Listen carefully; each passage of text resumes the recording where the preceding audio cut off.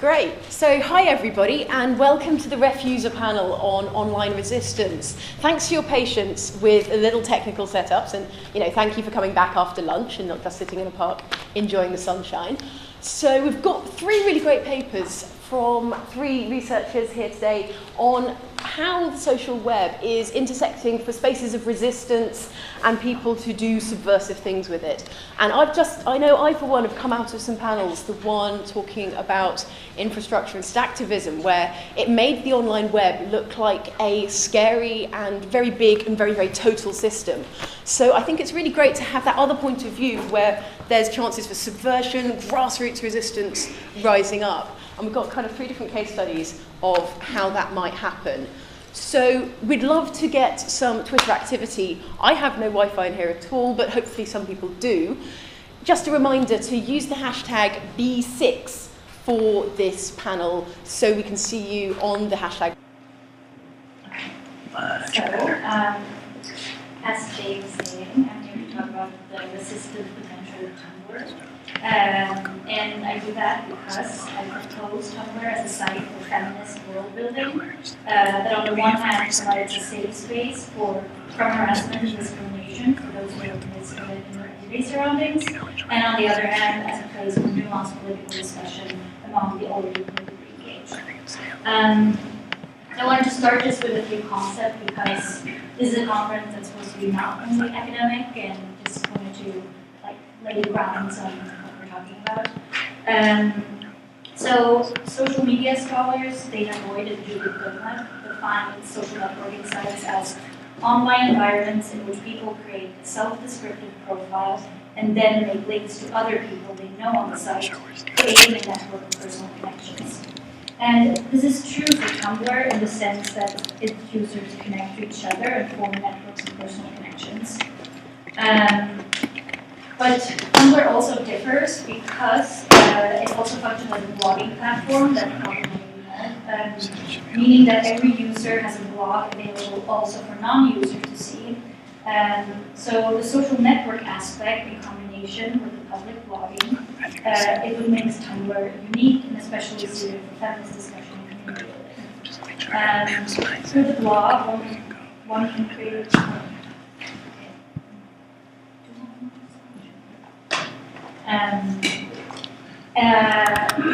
blog, one can create an internet self-presentation that continually shows what one likes and what one clicks.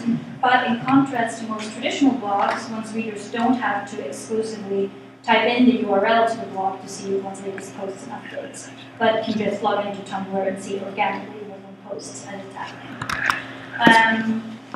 So then the next concept. The media scholarship in general have defined the connected self that's being formed on online social network sites as the network self. No, I'm not. I don't know why it's like. It's the bottom USB thing that. Yeah, that one. Should I turn I think there are two, aren't there? Yeah. The bottom one that keeps the thing auto. So just rip it out if you don't want it to skip ahead. Okay, cool. So one of them is who uses Goffman's theories of self as creative performance and interaction with others, and translates it to a digital context where the self you present always is in communication with the other users of the platform at hand. And this then goes back to a general notion of identity as performed in interaction with others, also in offline environments. And implied in that notion is that there are limitations to how you can express yourself. And those limitations are brought on by your everyday surroundings, which you have to communicate with to perform yourself.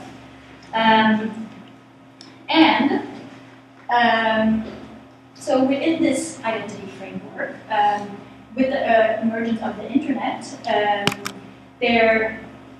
so within this framework, there's no essential identity. Identity is fluid and fragmented, and this perspective is more or less rooted in the post-structural, postmodern term in academia in the late 80s and 90s.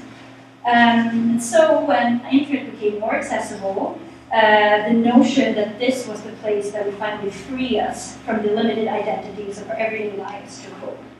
And scholars like Sherry Turkle, who look at there on the right, she did research on multi-user domains and proclaimed the revolutionary potential of the internet, where we could be whoever we want.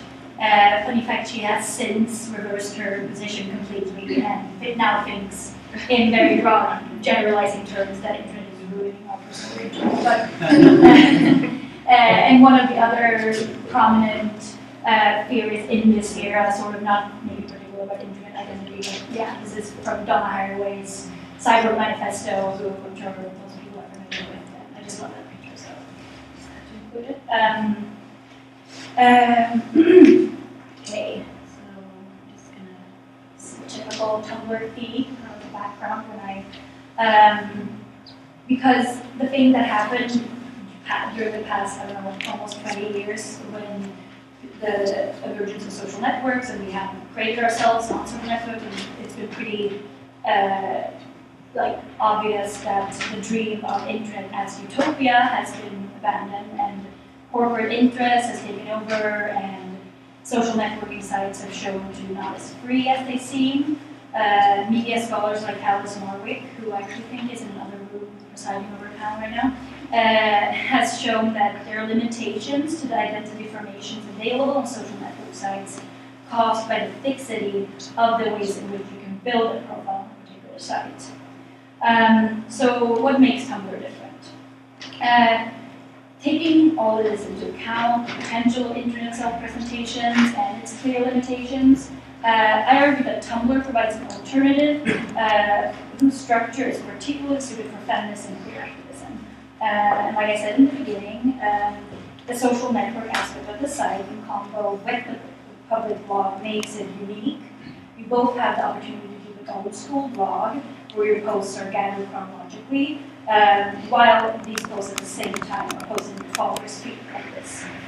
I can go back to this, which is basically just a combo of different, like this is part of my MA thesis where I studied a specific Tumblr feminist community and did textual analysis of part of their conversations, most centered around the topic of menstrual blogging and feminist makeuping, and these are some of them.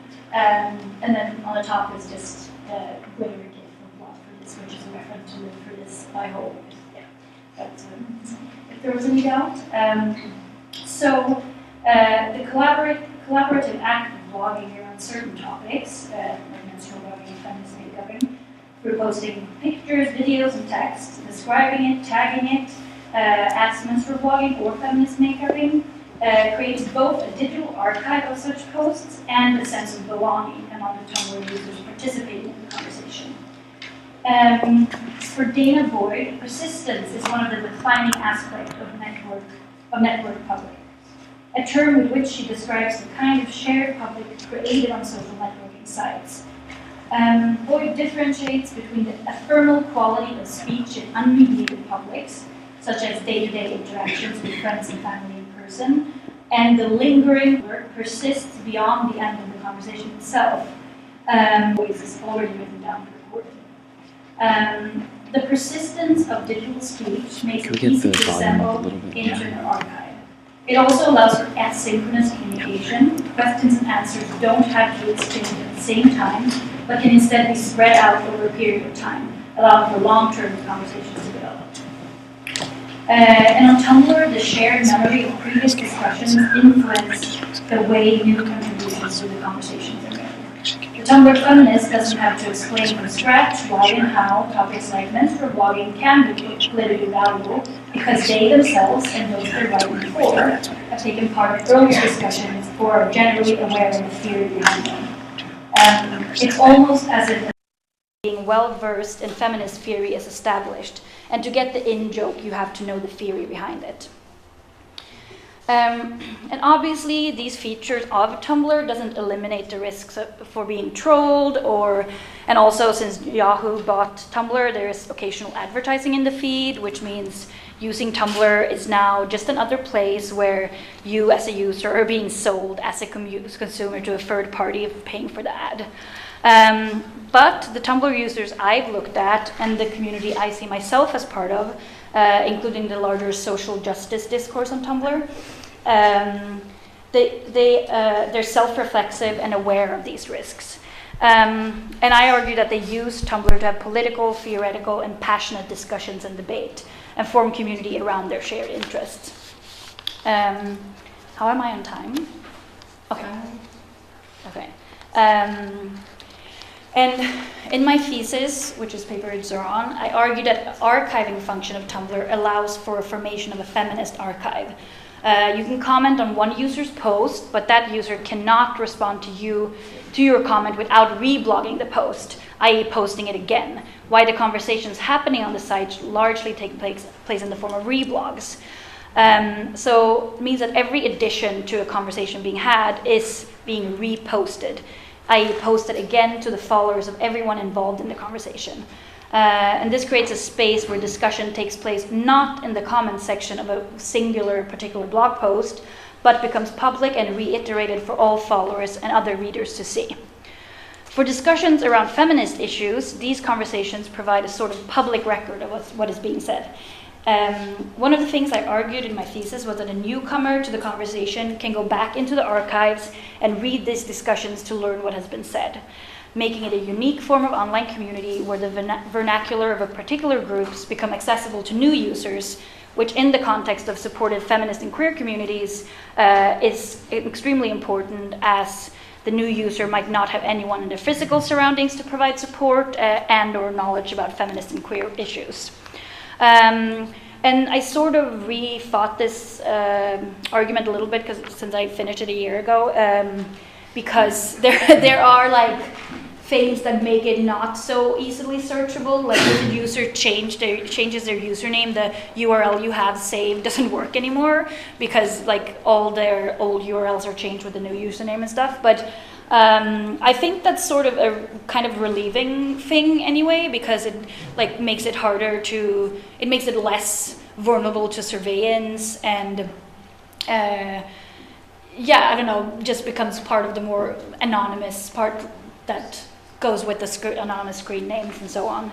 And I think especially in relation to other major social networking sites like Facebook or Twitter, which is very much connected to one name, which is often one's real name. And I think the malleability and the fluidity of Tumblr is like a relief in comparison. And then for my last, and I think it's important to note that it's not only Tumblr, because who knows if Tumblr, how long Tumblr is going to be around. And I think it more has to do with the kind of site Tumblr is. I was drawn to it because it reminded me of this livejournal style community I grew up with in Sweden. It's called Skunk. And that's where I became a feminist and found like-minded friends. And one of the important aspects of it was sharing information and experience that taught me not only what feminism is, but also which of my personal experience was shared by others and which could be attributed to patriarchal and heteronormative structures. And right now it's Tumblr that provides this for young feminists and queers, but I think after Tumblr there will be something else coming. And my general point is that there is important feminist work being done on Tumblr and other sites like them, and we should acknowledge it for the support and encouragement it provides for young marginalized folks, or actually not only young people. And it's very, very different from feminist communities on Facebook or Twitter.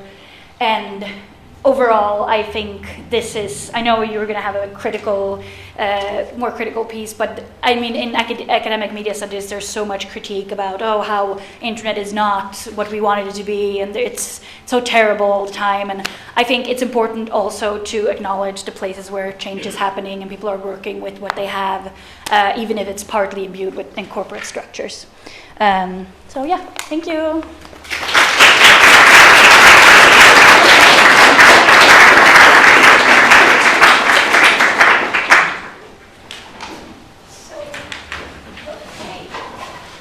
Filling up, awesome. So next up we've got really exciting, which is why I've got some hand gestures. So looking at Anonymous as a kind of e-banditry, and I'm really excited to see where this argument goes. I should say it's been co-authored with Peter Brown, who can't be with us today. But here we go, Trust No One, Anonymizing Technology and the Future of Activism. Here we go. How are we doing on the PowerPoint setup? I am hoping it works. Yes, okay, great. Well, thank you. You don't see it. Okay. Help? I see it here.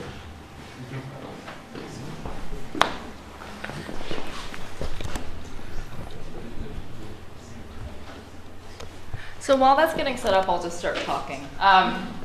So thank you, Jay. As Jay said, I have a co-author on this paper. It's actually a bigger project, so I'll talk a little bit about the project itself before I get to the paper, which today is going to be about trust.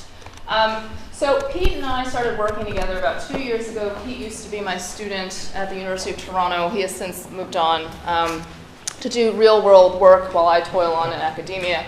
So I'm a political scientist, too, so I want to let you know that I followed my disciplinary norms and that my slides are mostly text. So unfortunately, it's not the most exciting slideshow, but I'm hoping what I say is exciting. So we started working on WikiLeaks and Anonymous and thinking about them as political actors. So I come at this from an international relations perspective, and I've spent most of my career studying non-governmental organizations and social movements working transnationally. So Pete came to me and said he was really interested in these actors, and I said to him, well, I don't really know how to think about them, right? So we actually started working on this. I think about it as a tripartite project. This is the second part. The first part was published in a journal called Perspectives on Politics. And in that journal, we talk about the concept of an E-Bandit, or an extraordinary bandit, which is how we categorize actors like Anonymous, WikiLeaks, and other hacktivists that fall under the sort of general idea of banditry. So this is actually borrowing from a pretty old concept by the sociologist Eric Hobsbawm, who talks about social banditry, where he talks about these sort of liminal or edgy actors who act both illegally and legally in some contexts, stealing, for example, or breaking laws, having sit-ins in order to foment social change, right, as a protest of some sort of status quo, politically, socially, or economically. So we're thinking about Robin Hood as your prototypical social bandit, okay? So Pete and I sat around and thought about, well, what about the internet? How does the internet change the way that we can be bandits in society? Which is fundamentally what an activist on many levels is trying to do, right? They're trying to change society, at times breaking rules, at times following rules. So we thought about this idea of extraordinary banditry, which we think about in 3 different ways. So first, you take rather than lobby, right? So this is the Robin Hood idea. You're stealing information, or you might be broadcasting information, or doing things at least that are marginally illegal or could be considered threatening by some, okay? And also there's this aspect of empowering the disempowered, right? Giving voice to those who can't speak. The second idea is using virtual actions in conjunction with or instead of real-life actions. So a lot of times, e-bandits, instead of gathering in the town square, they will engage in virtual sit-ins, right? This is DDoSing, distributed denial of service attacks, for example, right? And finally, the idea behind e-banditry that makes it a little bit different from other types of social activism that we see in the world is the fact that membership is quite open. Okay, so you can join any sort of social action by e-bandits without mediation through an organization, which is typically actually how social movements now happen, right? You have lots of organizations involved, labor unions, NGOs, and other actors who are highly organized, professionalized, and really deal in the business of activism. So e-banditry, the internet allows for open participation, okay? So today I'm going to be talking about trust and the role that technology plays in changing the role of trust in political action. So actually, from my home discipline, we don't do a very good job thinking about the internet, unfortunately. And the more I look at this topic, the more I realize that we're way behind people like sociologists, communication scholars, and other people who have been really studying this very seriously, right? So in political science, we usually focus on states, and a lot of our thinking about the internet has stopped at how can the internet change the way we vote, right? Or some more interesting scholarship has thought about how do we regulate the internet as a space, as a political space, as a territory, so to speak, which some others have talked about in earlier panels today. And I think this is a really interesting and definitely a place for future development. but people don't necessarily talk about how the internet changes the possibilities of activism, okay, at least in political science. And so this is where my interjection with Pete, or my sort of interest has really begun, because we're interested not in states and how they harness these technologies. I think that's pretty a pretty first step, right? What we think about is how non-state actors, that is the more disempowered actors in society, may be able to use some of these technologies to their advantage as well. So I think we start with this general question of, does the internet change everything? And at first I thought this was a pretty naive question, but now after sitting through a few panels, I realize a lot of people are thinking about this from very different ways, right? So the internet does change a lot of concepts that we take for granted. It changes regulation, it changes the role of states and corporations and other types of political and social actors. So to date, in international relations in particular, a lot of times what scholars focus on is the cost-cutting benefits of the internet. So using email instead of stamps is a way to cut costs for a social movement, right? This is really important in the nuts and bolts of social movements, but it's also not very interesting, okay? Unfortunately. So, email technologies are great. But what we want to talk about, actually, is how the internet can enable different types of actors to emerge, like E-Bandits. So Anonymous and WikiLeaks simply were not possible before advancements in internet communications technologies, okay, or in encryption technologies in particular. So we're interested in anonymity as enabled by encryption technologies on the internet. It not only changes how things are done, it changes what's actually possible. And I think we're only really seeing the tip of the iceberg in that sense. So there are new opportunities that were not possible in the pre-internet world in terms of scale. Right now, the scale in terms of the sort of infusion of these participation opportunities for people all over the world in a way that is very different from a sort of go out in the town square and be mobilized in a way that's very different from Occupy, okay, for example. Anonymity is very much a different concept. Who can join? You can be skilled or unskilled in coding and still be part of some of these things. And it gives people power in virtual politics that they may not have or may not even be interested in sort of the real world, right? They may not be interested in political parties, but they can be interested in participating in an anonymous action. And a lot of these new relationships that form as a result of the internet, right, lack what we might call interpersonal trust. That is, I don't know who you are, I don't have to trust you as a person, right? That's interpersonal trust. They rely on different types of trust, but it's not interpersonal and it's not institutional, right? Institutional trust is, do I trust the US government? Well, you're not trusting a government, right? And in some ways, Anonymous is not an organization, so how do you trust that as an institution? It's a different kind of trust. So before I move on to what we think is important about this kind of new trust that emerges with E-Bandits, I want to talk generally about how trust is usually thought of as a really good thing by political scientists. Okay? Trust is seen as the grease that moves the wheels of political action, of governance, of social relationships. It's generally a good thing. So people have found that trust makes democracies work better, for example. It allows for cooperation outside of government. So a lot of people talk about social trust. If you remember, a number of years ago now, Bob Putnam had this really big book called Bowling Alone, and the big conundrum in there was nobody trusts anybody, and we don't have bowling leagues anymore. Okay? So there's low levels of interpersonal trust, and that's a problem, right? So people generally like trust because it captures some sort of we-ness in society, that we all sort of identify together as a community, as a nation, etc. So even if it's seen as unnecessary, and that people have found that you can have a working society or a working government in the absence of trust, it's just not it's not desired, right? It's a normative claim. It's a good thing. We generally seek it, okay? But we don't think about trust in the way that most of these existing conceptions think about it, because we don't think about it in terms of institutions or interpersonal trust, right? We think about it in terms of trust in technology, okay, and trust in protocols. That is the anonymizing potential of encryption protocols of the internet is what allows for trust. You're not trusting in a person, you're not trusting in an institution like government or a corporation, you're trusting in a way to do things, okay? So when we looked out in the world, remember I said there was a lack of thinking about the internet, okay, in political science. But we found some analogies in the study of international criminal networks, okay? Because international criminal networks are sort of like E-Bandits. And in the first paper, what Pete and I actually found was that, a lot of times when we think about actors like Anonymous and WikiLeaks, some people have a tendency to say, well, that's criminal or they're terrorists, right? In fact, you see that all the time said by politicians. And we thought that was kind of not the exact way to think about these types of actors, but nonetheless, some aspects of e-banditry and ICN's, international criminal networks, overlap. Okay, so we thought this is a good place to start. Trust is very important in an international criminal network.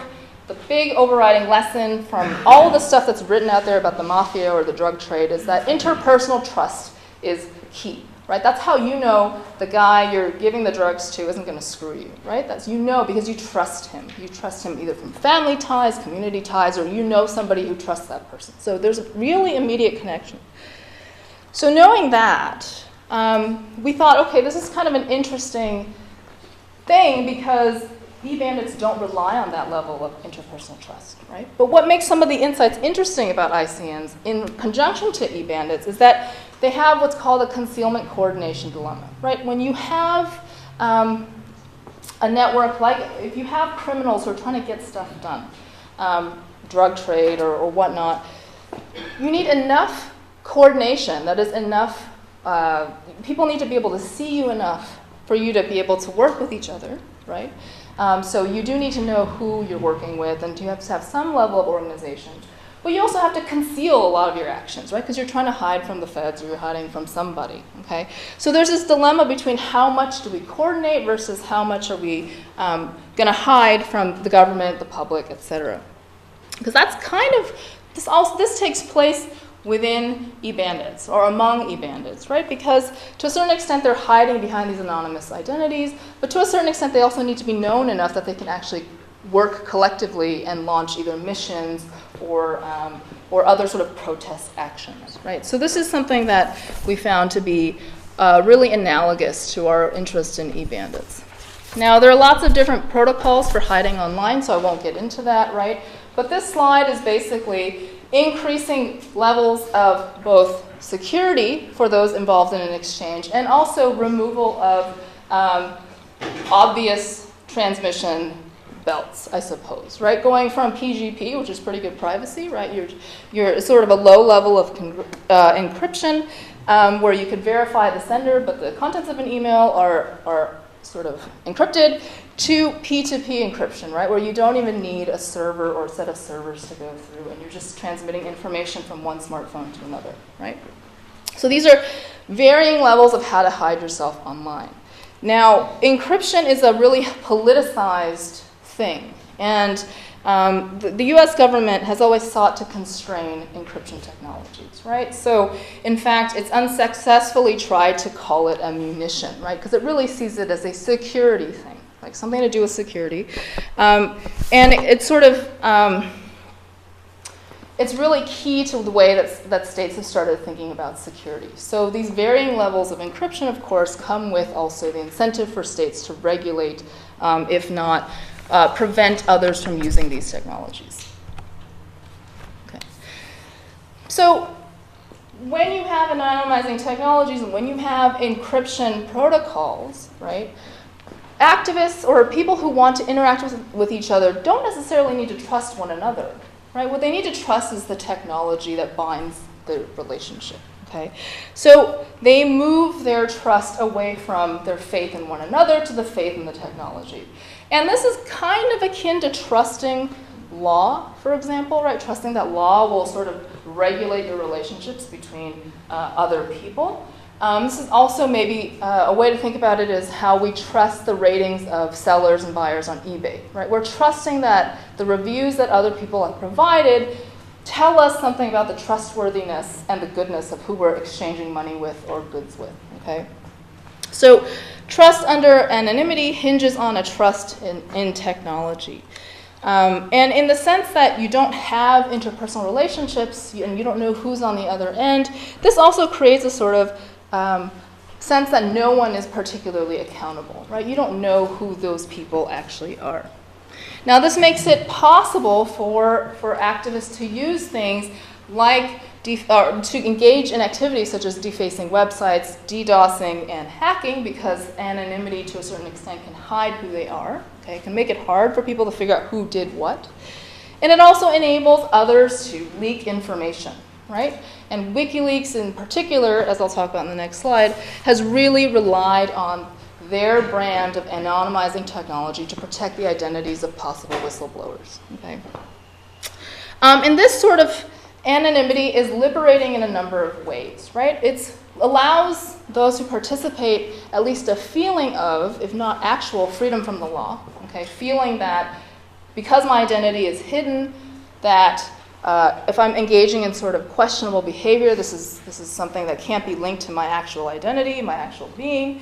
But it also allows for freedom of expression and lots of different ways to think about being an activist. So whether that's participating in, chat boards that have lots of different memes and really propagating memes as a way of political expression, or actually participating in more in different kinds of collective campaigns. So anonymity has a way of really allowing people to participate politically in ways that are different from what we usually think about. Okay. So just to sort of emphasize what I referred to with WikiLeaks in terms of their use of the Tor network to make sure that leakers' identities are not revealed, right? The idea that if you choose to work with WikiLeaks, you are not endangering yourself through your interaction with them. This allows all of us to be potential leakers, right? And our identities are not revealed in the process of doing so that we could feel free to whistleblow in a way that Edward Snowden is right. We would not have to suffer the same kind of repercussions that he is now currently going through, okay? And the trust between the leaker and the organization is mediated by this technology, and not in terms of my personal feelings about Julian Assange and the other people involved in WikiLeaks. It's not about that. It's about the fact that they've come up with a medium by which I can share my information safely, okay? Now, trust among people in WikiLeaks, right, in the organization can still be interpersonal, and in fact it is, and that's actually led to a bunch of controversies in recent years with conflicting accounts of who's in charge of WikiLeaks and all these sort of accusations about personal shortcomings. But as a person interacting with WikiLeaks, I can sort of rely on a different form of trust. It's not interpersonal, okay? In terms of Anonymous and the Anons that participate in their campaigns, there's in fact a need to avoid interpersonal trust because precisely the fact that you don't actually necessarily need to know who else is DDoSing PayPal, right? You just want to participate yourself, okay? And in fact, knowing who else is DDoS PayPal actually might lead to repercussions for other Anons, right? Because if you get caught by the police or by the FBI, you could surrender information on other people. So it's actually to everyone's benefit in Anonymous if you don't know who other people are, okay? Now that also doesn't necessarily apply to some of what we might call the leaders of Anonymous, right? Because there have been splinter groups that have broken off where they have had some semblance of interpersonal trust because they interact very often through these anonymous channels, and they volunteer information about themselves, but the general Anon is sort of interacting through a medium that's mediated by technology, basically preventing the need to know each other while having these campaigns that actually have huge effects on corporations and governments and individuals. So let me just conclude by saying that we think that looking at trust is an important question for both understanding general political information, right, and open sort of fora, such as looking at democracies or being consumers. We think that trust is something that's really important in that sense, but also among, I guess, closed groups, right? Trust plays a huge role in drug cartels, among terrorists, etc. Okay. And the way that trust is affected by technology, we think, is also a really important question going forward, because our general frameworks for understanding the role of trust in political and social relationships will change because of what's possible through encryption technologies and so forth. And this will change the nature of how people trust one another or not trust one another and still are able to launch worldwide and widespread campaigns against a particular political actor. So I look forward to your comments. Thank you.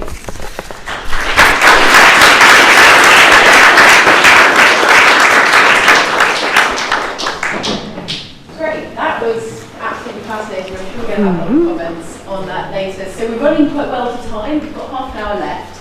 And our final presenter is Carla Ilten, talking about politics and business of platforms built for social change. So we've had two papers looking at kind of grassroots movements and how these are able to function as political actors. Carla's now going to be talking about platforms that are trying to coordinate volunteerism and activism, and actually what some of the, as I understand, her argument might look at some of the unintended effects of how these centralising platforms might shape discourse. What's the problem? I can't open the PDF right now, I don't know. There's another way to do it. I think open it with a reader. The reader, where is it? Open with. Oh, I'm not seeing it. So acknowledgements to this are to Hector Postigo, who was the co-author on this paper, but I understand missed his train in Philadelphia. Yeah. So sadly can't do it. Very unlucky. So I was a little bit apprehensive that we got put on a panel that has the headline Movements of Resistance, but I think it fits perfectly because we're kind of coming full circle.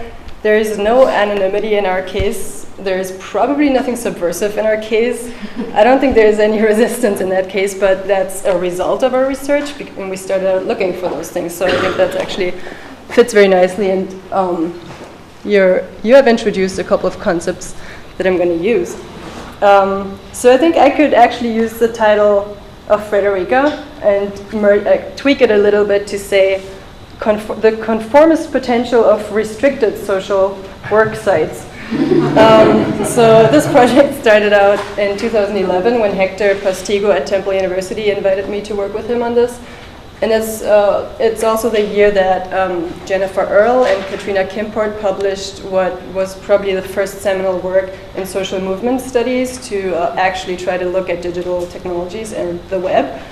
So similar to political science, that's the sociological social movement studies has been absolutely, very ignorant of technologies in general, and then has come very late to acknowledge that the internet has something to do with social movements. So there has always been a focus on social movement organizations and the cost of participation, the cost of mobilization, and then suddenly the internet seemed to drop that cost, but then what? So Earle and Kimport were the first ones to publish a book entitled Digitally Enabled Social Change, kind of using science and technology studies concepts, and you talked about technological affordances, trying to bring technology back into social movement studies. Lest media studies and communication get there first. So and we kind of wanted to combine our forces there and looked for activist platforms that were online only and would do what Jennifer Earle and Kimport called high leveraging of affordances, and I will talk about affordances a little bit more. But we ran into two platforms that were online only and very good at coordinating what they're doing, but ended up finding out that that's probably not really contentious enough for social movement studies to be interested in. But I think there's a new kind of hybrid niche emerging, kind of on the boundaries of what social movement theory is interested in, but claiming to do social change activities. So I think it's important to look at that. This is the homepage of Spark. It's an online micro-volunteering platform. It's a matchmaking machine for nonprofits and volunteers. It's gamified in the sense that it has kind of a structure with awards and challenges. It's all online only. It's very bureaucratic in the sense that tasks are split up neatly, and you can see that there's some calculation going on, some quantification. Both platforms that we look at still exist, so I think that's also meaningful. Kiva, you probably know this, empower people around the world. It's also a matchmaking platform for microfinance, micro-lending. It matches so-called first world lenders with individual or group developing world borrowers. And again, pictures are very important. It's a gamified structure with quantification. You can see how much have people lent. Both platforms come with profiles, so we also have this aspect of the network itself, Zizi Papakarisi's work on basically branding the activist self here. So now where we're coming from. we came from social movement studies and were wondering what kind of activism happens on these platforms, and to get into more detail about what the theoretical concepts were that Erland Kimport used. So social movement studies had this internet enhancement paradigm, thinking that costs would sink and whatever happened would just be supersized. So everything would just be easier to do, mobilization would be easier to do.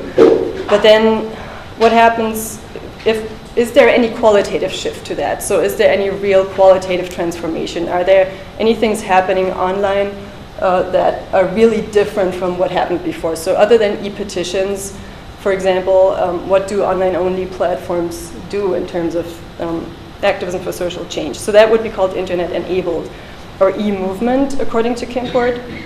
So what they did, they introduced this notion of technological affordances to talk about those things. That's the idea from science and technology studies, that material things or technologies give you a range of options for what to do with them. And it's kind of been critiqued quite a bit, and it can come across as technologically determinist. But the idea is to kind of look at, well, what are the affordances of the web or of certain platforms, and how do these platforms govern processes? And in your case, so your title is about unrestricted social networking sites. So there would be a lot of very broad affordances. Maybe it doesn't make sense to speak of affordances. But in this case, in our case, those affordances are actually fairly constraining. So the very same process that makes those platforms efficient and very coordinating, and that's why I speak about bureaucracy. So the same kind of organizing principle that introduces this performance also governs the processes really strictly. So there's really not a lot of choice for users about what to do, and it's not subversive, but they can very easily participate in whatever those platforms do, whether it be volunteering or micro-lending. And it's also fun because the platforms are well designed, but it's more of a governing platform. The way we approach our analysis, which is also foreign to social movement studies, is really looking at the platforms more closely and looking into the actual elements of the website's design, and looking at the messages, the discourses that are prevalent. And yeah, coming from an STS perspective, looking at the platform as a socio-technical space. This is just a little picture of how that panned out. So we coded those websites, text and visual elements until redundancy with Atlas.ti, came up with some meaningful networks for us that brought us to our conclusions. Now I'll tell you a little bit about the detail about how those platforms organize. Sparked organizes the matching of volunteers and nonprofits through challenges. Those are very time-limited activities, so nonprofits can post challenges and volunteers get matched to those challenges through their skills. And then people help out with logo design, help out with website issues. So it's a very specific set of volunteering things that happen on this platform. And yeah, that's just an overview of what that looks like. You can pick a challenge and you can address it, and then you get an award if you have performed nicely, and your profile collects what you've been doing.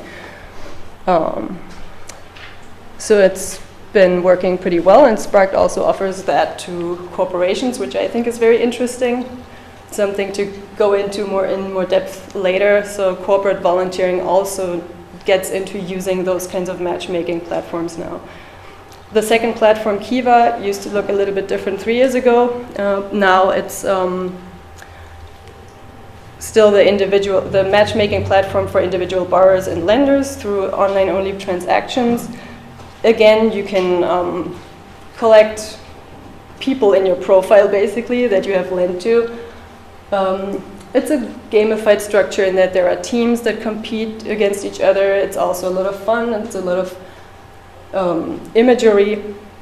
Yeah, so both platforms employ those affordances.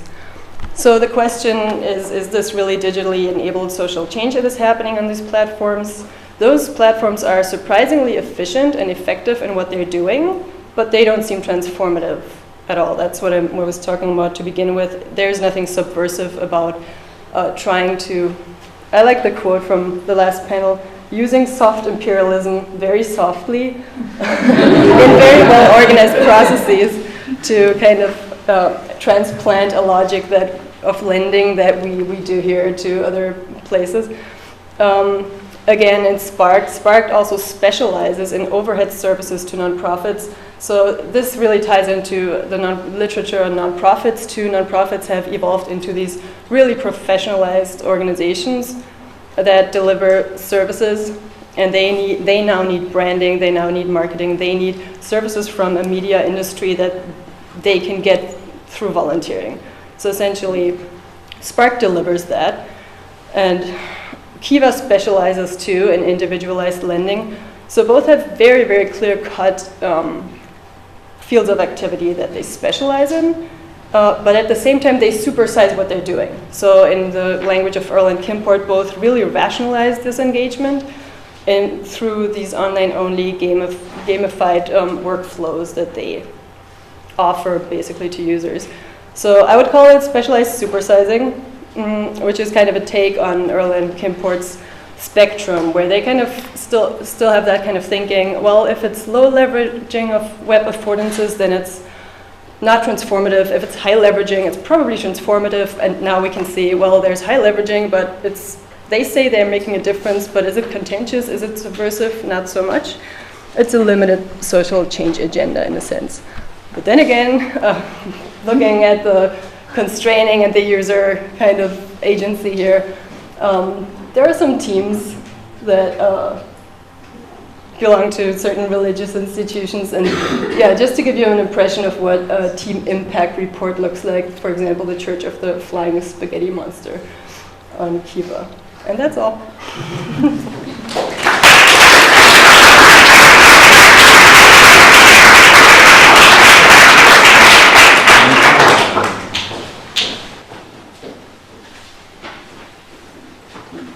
Awesome, thanks very much, guys. Now, I've got a bunch of questions, I mean, I'd like to sort of throw a few things in there, but I think we've been talking about decentralized activism, so I think that's top-down is the wrong way to do it. What did the internet say? Have the hashboards been able to get a bit of a read on the hashtag, or did we get caught on Wi-Fi access here? Did either of you guys manage to get a sort of take on the internet? I wasn't originally. Oh, okay. Did you manage to pick up any sort of? Yeah, I saw some comments. Not as many questions. I'm trying to think what a good place to start is.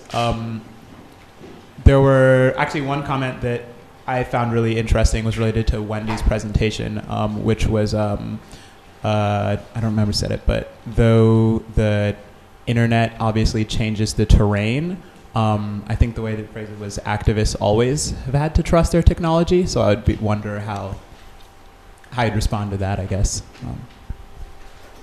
I think that it's because of these technologies, it's a little safer in a way to trust one another. So the interception it's harder and harder to intercept communications, right? So when your communications are encrypted as opposed to just using the telephone or even using paper messages, it's a lot easier to imagine intercepting. I think you need specialized people working, so, obviously governments have the incentive to create specialized hackers to hack into activist communications, right? But I think because the internet allows for more people to participate in multiple different ways, I think it is harder. I think the job of governments and those who want to prevent e-banditry is getting more insurmountable. So I would suppose that my answer would be it's a bigger challenge for those who resist the activists to intercept, right? It's not impossible, and I think that's a good comment, that activists have always had to trust their technologies, but I think this technology might be more trustworthy, or it's a better version of a technology to trust than what we've had before. That's really interesting, actually, because in the UK there's been this scandal of police spying and police infiltration of activist groups. Everything from like sort of radical left groups at Cambridge University to animal rights activists, people protesting at Heathrow. And when I say infiltrating, I mean being in multi-year relationships with women in those communities, having sex with them, having children with them, and then turning out to be police. And so that sort of seems like an end case or a limit case for a breach of trust, and how deeply that these real-world activist communities are very much built on trust, and it's possible for that to be infiltrated. And so if the real-world communities are struggling in such a way, some of the technological affordances of online anonymity seem like much and desperately kind of needed. Anything else from Twitter, or should we head to the room? People really liked, including me, the using soft imperialism very softly. That was a quote of Matthias Crawford. Yeah, it just really resonates. Super quotable. I love the conformist potential of restricted social technologies as well. So I hope somebody tweeted that one out. There is a question, actually. Okay. I also am having internet trouble, so I didn't bring it up. But how is Tumblr, as described, different from livejournal? What exactly makes it different? I think the feed function makes it different. Actually, I don't have personal experience of livejournal in the US form, just of skunk, which is kind of like livejournal. But as the way that was structured was, you still had to, you were all part of the same social network, but you still had to, go into that user and read their diary or their journal. Whereas on Tumblr, I think it's really important that you just log on and then you have everything coming up in your feed. So, yeah. Actually, I'd love to build on that as well. I've been doing some research on Tumblr, less about activism, more about TV dramas, and particularly the Sherlock fandom and how they use Tumblr. They use so much Tumblr, they are awesome. And I mean, as an aside, I first learned actually about feminist and queer theories through some fandom stuff where 16-year-old me was being told to go read Foucault and learn about queer theory and things. So there's funny crossovers on Tumblr between these different worlds. But what stands out for me about the uniqueness of Tumblr is particularly the reblog. And the reblogs can make up, usually, depending on what group you're looking at, but more than 90% of activity on Tumblr is a reblog. So it's not an original post, but it's somebody reblogging at somebody else's post. Now on Twitter, when you retweet, it's a direct quote, an auto retweet, and it's somebody else's message just turns up on your timeline exactly as it is. And it's sort of quite a static object in that kind of sense. But the Tumblr reblog is really, really interesting because you can also put comments on the end. And this is how you get very, very big reblog threads build up. Certainly some in the TV community were hitting 100,000 reblogs. Because somebody says something funny, and then somebody says something funny back. In the feminist community as well, which I have some personal familiarity with on Tumblr, we see reblogs being a very, very big part of the discourse. And I think they're quite interesting because they sort of can do two different things. My under-theorized point of view is the first one is that they do build community because you can see who else is thinking about that. And it enables dialogue for people's ideas to interweave in response. Reblogs can nest up to about 8 levels or something like that, isn't it? Yeah, or even more. So, yeah. Yeah, so you can really see the whole chain of dialogue. And that really connects, I think, to what you were saying about sort of community memory and the ability for people to use it as a learning resource. Because you also learn who's who in that kind of community. But the other thing that reblogs do, as well as enabling dialogue, they enable a particular type of dialogue, which is vicious arguments. And there's an ability to, instead of it just happening in the comments thread on a blog, where you can moderate that and delete it, you have a moderation policy, it's owned and it can be controlled. Reblogs can roam wild and free across Tumblr. And this sort of connects a little bit to, there's a 1970s feminist called Jareen, who's had 2 papers from the 70s that have started recirculating among Tumblr feminism and elsewhere. So they're called The Tyranny of Structurelessness and On Trashing. And I don't really have time to run through them exactly, but it's what she's talking about then was something she'd observed in like 1970s feminist organising, which still really holds true today. So about how decentralised communities, lacking structure, end up with a sort of an implicit hierarchy of charisma and who shouts louder. But also within that there can be potential for sort of witch hunts and people being shouted down, and she herself felt she was hounded out of that kind of feminist community in that way. And I wondered if you had any comments on the affordances of the reblog. I mean, I don't want to come through too critical, because I loved what you said actually about we need to look at how these spaces can be positive and actually generate something good. So, yeah. I mean, I've been thinking about that quite a lot, also in the wake of Michelle Goldberg's piece on The Nation about the toxicity on Twitter, for the Twitter feminism.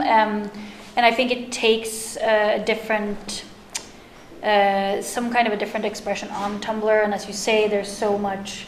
There are a lot of witch hunts, and I think, but then there are also learning moments where people are much more, and I've much more, you know, can listen and learn and be like, okay, I didn't know that I didn't know that I was stepping on somebody's toes, and yeah, I don't know, because I totally agree with this notion of the impossibility of decentralized organization, because there are always structures, and I mean the click thing definitely happens on Tumblr, where it's like Tumblr celebrities, and you know the ones are cool, like weirdness where it's like somebody who posts a lot about their personal life, and then they have hundreds of people who know exactly what their cat looks like and their partner or whatever.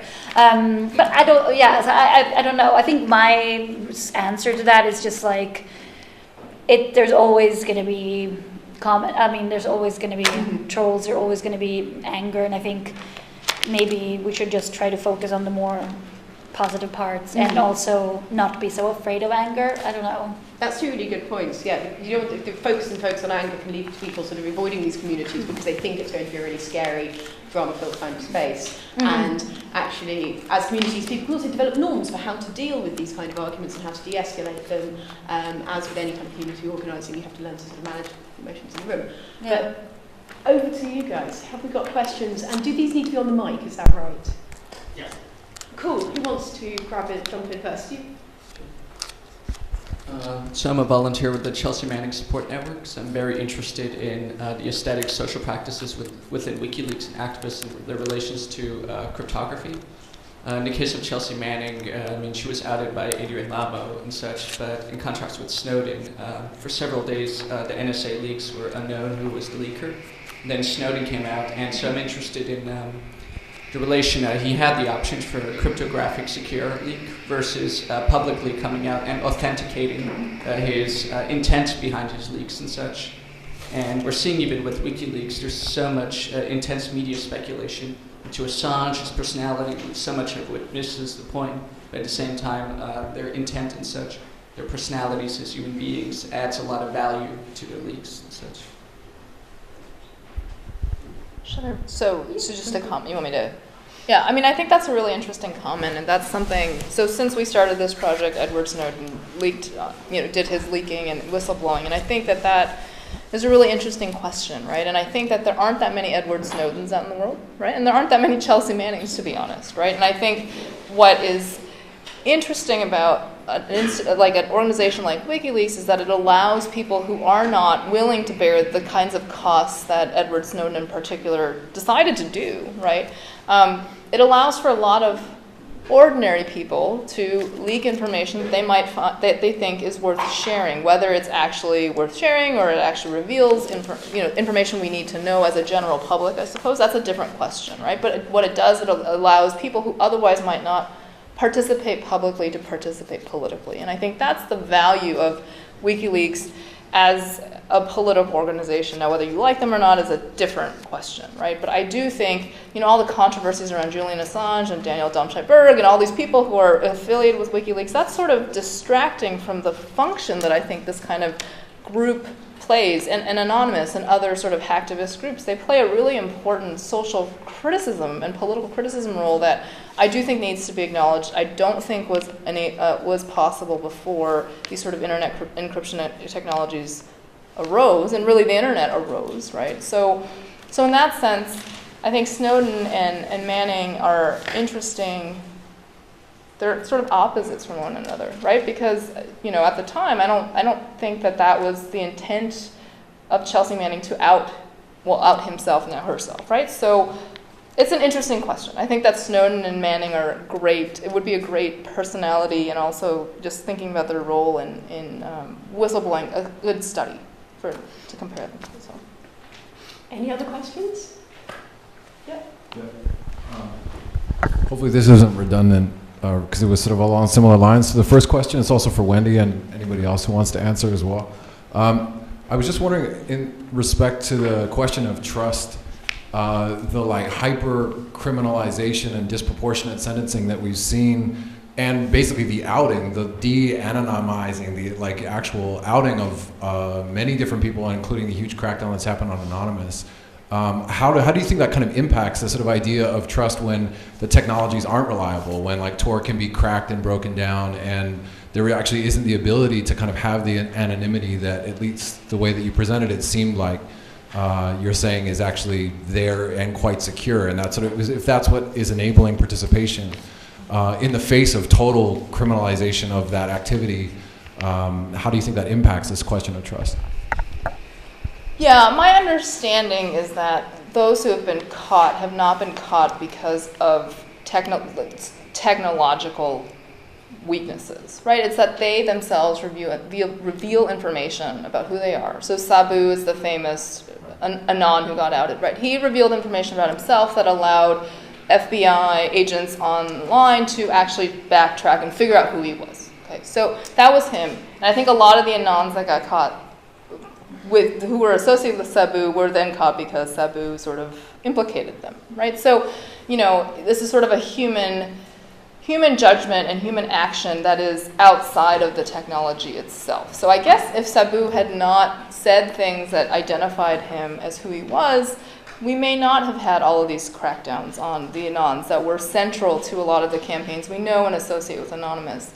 So that being said, I think so in a way, trusting technology is a little bit safer than trusting people, which is why I said, Anonymous is interesting because you have different layers. You have the inner layer that they trusted each other because they worked intimately with each other all the time, regularly on these campaigns, and that was ultimately their downfall. Whereas if you're a normal Anon, you may or may not have been caught because, it depends on how you protect yourself online as well. The people who've gotten caught are the ones who sort of left their IP addresses hanging and then DDoS a server. Well, it makes it pretty easy for the FBI to go after you, right? So I do think these different levels of trust and the types of trust and their interplay is really fascinating.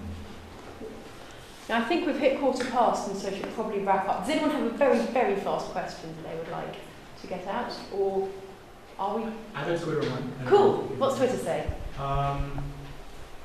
Do challenges to the stability of Tumblr's archive hinder or dampen its subversive potential?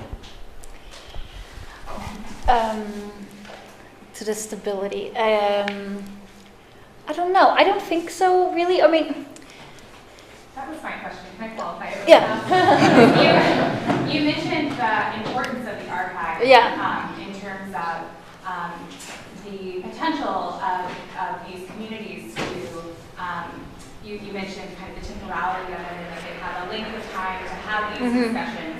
But you also mentioned that there are certain challenges to this notion of the archive in terms of, like, if someone changes their handle or something. And I just wondered if that could potentially be problematic in terms of the longevity of the participation of this subversive community and the conversations they're having or the changes they are trying to actualize. I guess yes and no. I think it can be problematic because it's harder. It's not so easily navigated, perhaps. But I mean, one thing I found with this when users change their handle is that some users delete their posts, but then if it's a part of a reblog, it still exists somewhere else. And I mean, part of me has this feeling that because one has to dig a little, it almost makes it more worthwhile somehow. I don't know if that makes sense, but it's like there's part of an intimacy in that too. It's like there's some sort of obstacle and you have to engage and like, okay, I want to get into this discussion and this like sort of discourse, and then I can go into the archives, and it's like it's accessible, but it's not. But I do think that there's something charming with the not super accessibility because we have that on a lot of other places online. So I don't know. I'm in the process of thinking it through. That's my best answer. I don't know. Thanks, everybody.